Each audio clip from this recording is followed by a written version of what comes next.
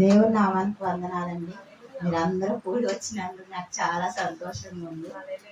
దేవుడు నాకు ఇచ్చిన ఆత్మీయ కుటుంబంగానే నేను ఎప్పుడు భావిస్తాను. నేను అక్కడ ఉన్నా కానీ మనసు అంతా ఇక్కడే ఉంటుంది నాకు ఎప్పుడు. దేవుడు మరి లాస్ట్ ఇయర్ అమ్మ జ్ఞాపకార్థం తెప్పించుకున్నాం.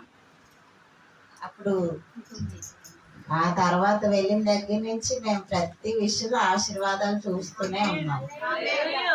ఒక వన్ మంత్ బ్యాక్ ఈ జాబ్ విషయంలో కూడా ప్రమోషన్ వచ్చింది.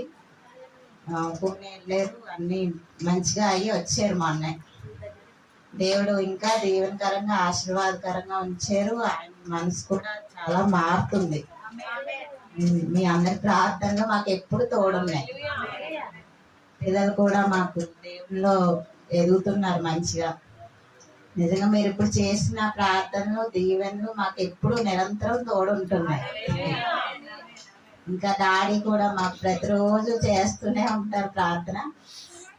నేను అసలు మామూలుగానే పెట్టించుకుందాం అనుకున్నా. ఆయన ఇంకా నా బర్త్డే అని భోజనాలు కూడా పెడదామని ఆయన మరి ఎంకరేజ్ చేశారు నాకు ఈసారి.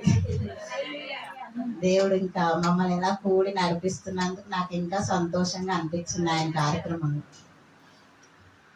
మా వారి జాబ్ విషయమై నేను కృతజ్ఞత కూడా పెట్టమని చెప్పాను.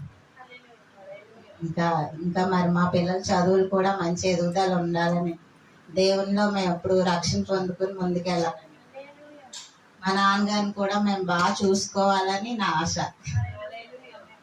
ఈ చిన్న సాక్ష్యం దేవుడు దీవించినారు.